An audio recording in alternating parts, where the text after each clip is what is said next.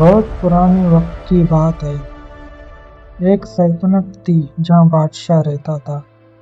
اس کے پاس ایک وفادار وزیر تھا جو ہر بات پر بادشاہ کے لیے اپنی جان دینے کے لیے تیار رہتا تھا۔